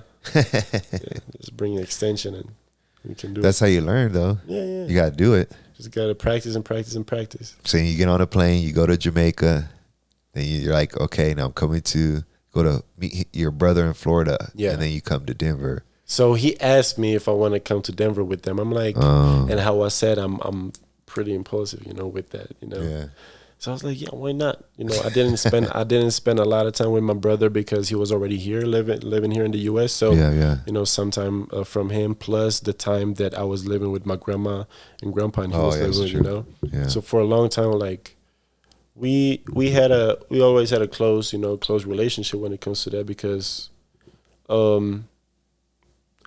I was always saying like, hey, I'm gonna get you out of this. You know, this is gonna be better. Blah blah blah. Like he was telling me, you know, sometimes like what was happening, and like I was asking him like if it's getting better, you know, and all that stuff. Like I was talking to him about because he was still there. Because he was still there, you know, and I knew that he's still, you know, even though he was not beating him like that, like me, he was still, you know, pulling his hair, like doing still stuff. I would like now if he only pulled his hair, oh fuck him up, you know, you're not gonna touch my brother like that. You know what I mean? I'm not gonna. I don't play about that now. No, I understand. Like it's just, you know, when it comes to, you know, me hearing that some kids are, you know, one time I had a client saying that like his stepdad like was yelling at him or whatever, you know, and like being more mean to him. Oh yeah. And so I was like, hey, if anything happens, you know, like tell me, because. You understand? And that was already here. That was already here in the U.S. So I don't like that. You were like, you felt it. Yeah. Like anytime I hear about, you know, kids getting abused or whatever, you know, I don't like that. The fact that, you know, people are actually doing it to kids. Yeah, it's stupid. It does happen though everywhere in the world, unfortunately. So. Start cutting hair here in America. So you're like, okay, I'll go to Denver. Mm-hmm. Come here, start cutting hair, and now. So I came here, and this is just, I don't know if I should say it though. It's okay. It's more like I'm legal here. You know, I'm legal here. I got my stamp in my passport. Okay, nothing. You know, I didn't come here illegally. I'm here legal. I'm getting my papers then. Yeah, don't say nothing illegal. Don't say No, but you know, I was about to, you know, have fake papers. Oh, wow. I was about to, you know. Yeah. Never used them, you know, nothing. I just, you know, went into this barbershop and asked if I can cut hair. First I wanted to go there to barber school, you know. Yeah. But then I was like, then basically he said that the barber school is not there anymore, but it's still a barbershop. So I just went to the barbershop to cut hair, you know, and I showed him my work. He liked it. I started cutting, you know, like a week after I started already making my own money because first it was commission for like a week, and then he started seeing that like I'm getting clients and I can actually make more and pay him booth rent. Yeah. So yeah, I just started cutting hair, and that was at 303 Barbershop on Colfax and Sheridan. Yeah. So I started cutting there, and so when you cut hair, that's how it works, right? You rent a booth or you own a shop. How does that work? It depends. You can have a shop, commission based shop, or you can have booth rent. Right. Mostly, I would say salons. A lot of salons have commission, but there are salons that have booth rent too. But when it comes to barbershops, it's mostly booth rent. You know, some can have commission, but it's mostly booth rent. Do you ever do like mobile? So you don't have to. I'm get my stuff now. Like I do, you know. Sometimes I went to my clients and cut them up, but I want the haircuts to be more comfortable for my clients and for me too. So I want to get myself a portable station where I can put all my stuff, and basically it's a backpack you open, and basically the station opens up like this to the side, so you can have a bunch of stuff there. And you can have like a little table you can put it on, and you can have a chair for the client. That way you could do it anywhere. That way I can do it anywhere. Because that would be good, you know, just to pull up, and we can literally be in the middle of the room, and just, you know, I don't even need to have no table around. Just whatever I have. Yeah, just put it there. You know. Do you cut women hair? I know how to, you know, cut tips a little bit. Yeah, you know, but not like the professional way. Yeah. I do cut like tips when it comes to guys like long hair. Yeah. I'm pretty sure is the same, but like I'm pretty sure they have, you know, a different way when it comes to layers. You know, like a lot of girls want layers. Yeah, you know, so they're gonna cut it differently too. Yeah. But mostly I cut men. I don't really even want to cut women. Like they're picky. I don't think they can be picky for sure. I don't know. I'm not going to, you know, say that they picky, because men can be picky too. Like I got some picky clients. Really? Too. Yeah. But this guy here, Egan. So can you take this a little bit more, you know? No, but it's just like I don't really want to like cut women's hair and like talk about, I don't know what they want to talk about. You know what I mean? Like, so just catch the game.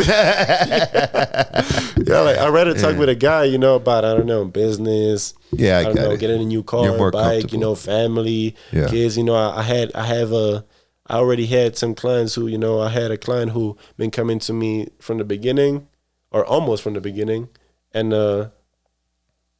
was telling me that he's gonna try to have a kid, you know. Then his girl was pregnant. Now they already have the baby, you know. So it's like build like the relationships, you know, with my clients where I know them already somehow. Like, you know, that's crazy. We're gonna try to have a baby. Next time, she's pregnant. And the next time, she's due. Yeah. Just like, so what happened last time? You know, so how did it go? You know, and all that stuff. It's cool. I like talking with people. You know, I like to talk to other people and see what ideas they have. What are they going through? You know, what jobs they doing? Because it's like, if they offering a service, you know, let's say if they offering a service like, I don't know, mechanic, we can trade services, not trade services, but like, you know, now I can actually go to you to, you know, so you can provide me your service and I can pay you now. You know, I I'm get it. providing my service to you. You pay me. I'm gonna pay you. You know what I mean? Meaning connections and stuff. Yeah, there's a lot of connections I made over here. Oh, I bet. Like when it comes to like me being here, a little over 2.5 years. Yeah, like a little over 2.5. I made a lot of connections though. Like That's good. I was finally, I was able to make connections. Plan some business plans, and now finally I'm starting to finalize the ideas. Speaking of business plans, you were talking about a contest or something. It's gonna be a competition. It's gonna be. Yeah, what are you doing to do? It's gonna be called the One Competition, and the One Competition is because it's gonna be first place only, like no second, no third. You either come to win or you lose. So basically it's gonna be. I was planning to do 3, but I'm gonna do 5 participants basically in a contest together, and it's gonna be a weekly based competition. So it's gonna be 5 barbers first week, 5 hairstylists second week, and 5 nail techs the third week, and it's gonna go over and over and over. Are you gonna have like people there watching, like a festival of food and stuff, or are you just gonna... first is gonna be just for the video, it's just gonna be the competition. Eventually, once it gets more known, and the barbershops or salons or the nail salons, once they're gonna know, okay, this is gonna be a good business for us too. We can cook up, we can make something. We can, I don't know, do barbecue or whatever while I'm having the contest inside. Is going to bring business to them. Is going to bring, my content, to life.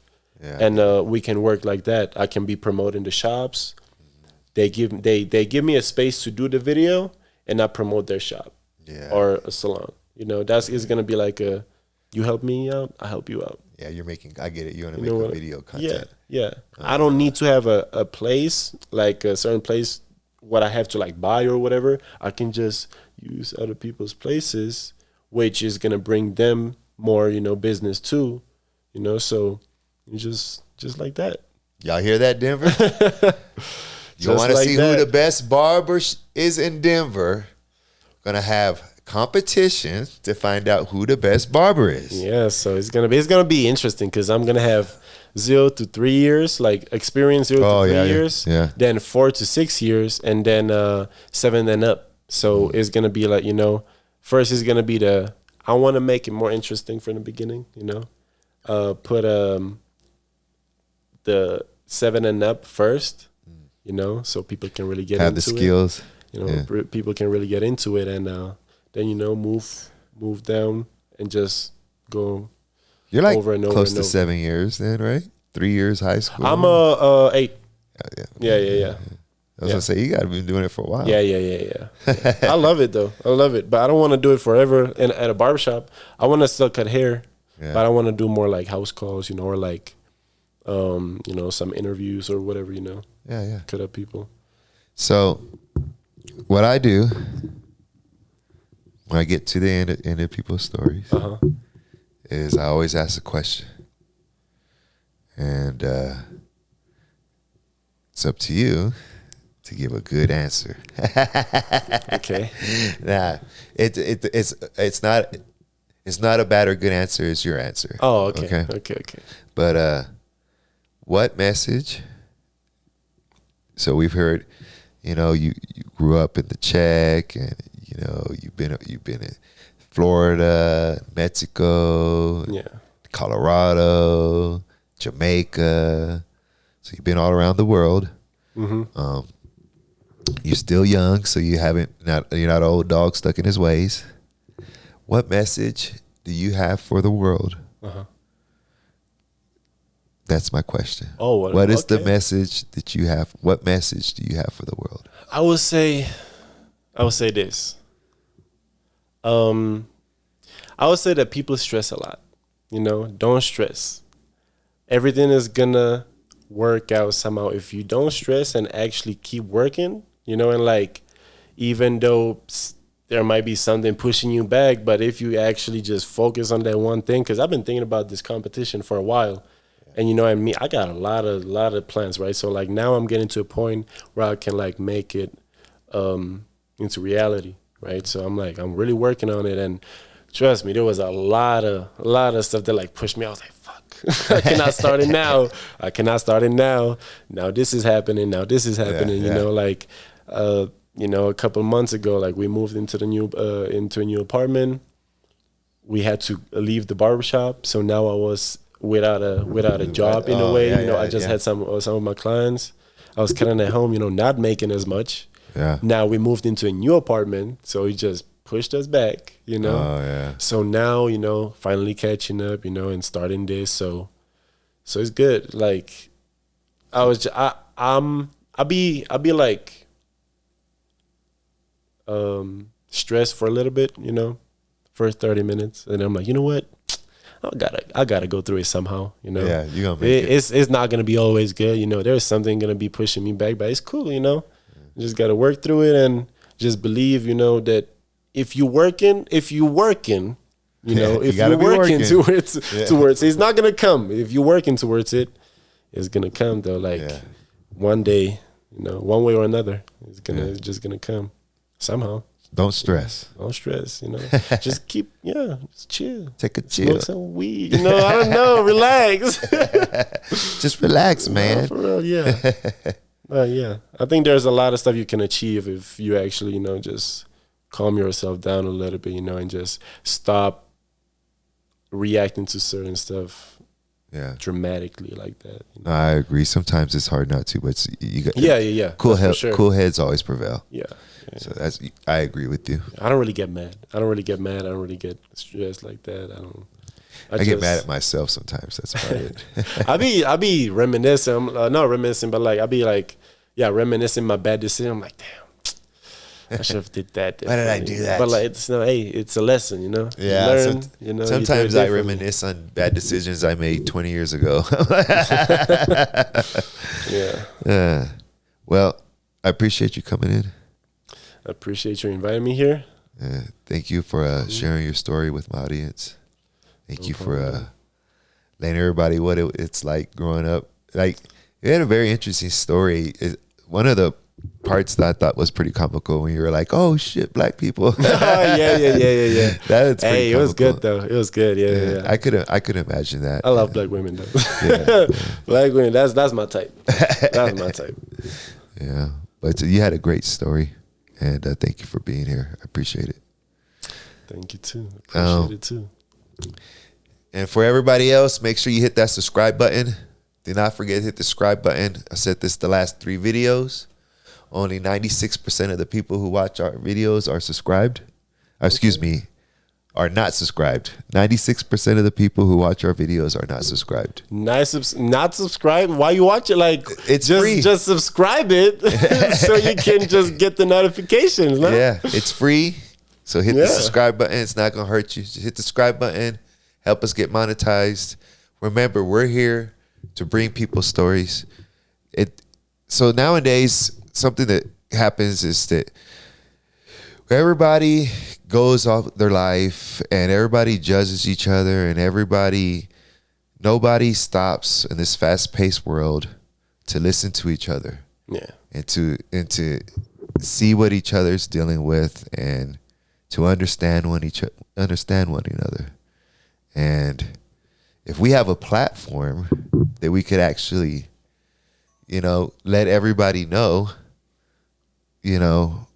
what people are going through, what different lives are about, what it's like growing up a Garcia and the Czech, half Jamaican, with a Mexican last name. Mexican last name, like as I'm saying, everybody has a story and we got to be open to hear each other's story. We got to be open to understand each other and we got to be open not to judge each other, And with that being said, this is C-Rod, the C-Rod Tell Me a Story podcast, episode 17, Conroy Garcia, and we out.